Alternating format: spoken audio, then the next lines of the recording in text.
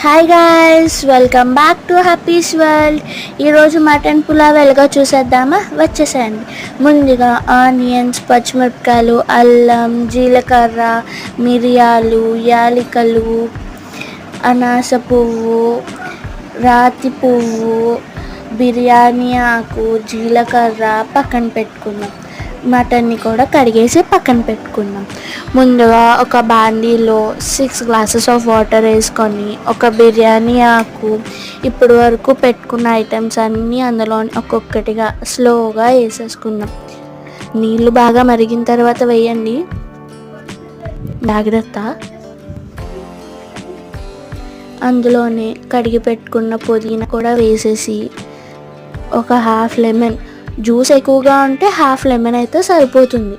ఇప్పుడు అందులో సాల్ట్ వేసేసి కడిగి పెట్టుకున్న మటన్ కూడా వేసేసుకొని ఇప్పుడు అందులో కొంచెం దాన్ని ఒక 6 విజిల్స్ పట్టుకు రానియండి.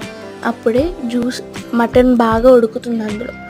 ఇప్పుడు అందులోనున్న జ్యూస్ని, మటన్ పీసెస్ని, ఇప్పటి వరకు వేసుకున్న మసాలా ఐటమ్స్ అన్నీ సపరేట్ చేసుకోండి. ఒక 3 hours పాటు బాస్మతి రైస్ని నేను నానబెట్టుకొని ఉంచుకున్నాను. ఇప్పుడు ఇంకొక బాండీలో ఆయిల్ వేసి పచ్చిమిరపకాయలు, జీలకర్ర, ఆనియన్స్, బిర్యానీ ఆకు అన్నీ వేసి కొంచెం అల్లం వెల్లుల్లి పేస్ట్ కూడా వేసుకొని బాగా ఫ్రై చేసుకోండి. ఇలా ఫ్రై అయిన దాంట్లో కొంచెం గరం మసాలా, కొంచెం దాల్చిన చెక్క పొడి వేసుకొని బాగా కలుపుకోండి. మటన్ కూడా వేసేసి జాగ్రత్తగా కలపండి. ఇప్పుడు నానబెట్టుకున్న బియ్యాన్ని జాగ్రత్తగా ముక్కలు అవ్వకుండా వేసుకొని జాగ్రత్తగా అవి ఇరగకుండా కలుపుకోండి.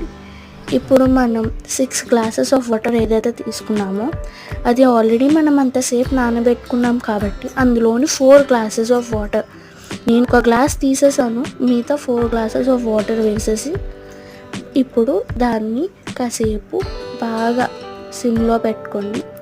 కొంచెం గీ వేసుకోండి, గీయే టేస్ట్.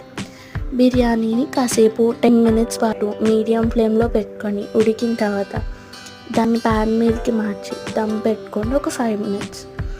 ఆ క్లిప్ మిస్ అయింది. ఇప్పుడు ఇలా బిర్యానీని సర్వ్ చేసుకొని తినేసేయండి. Thank you for watching. Like, share and subscribe.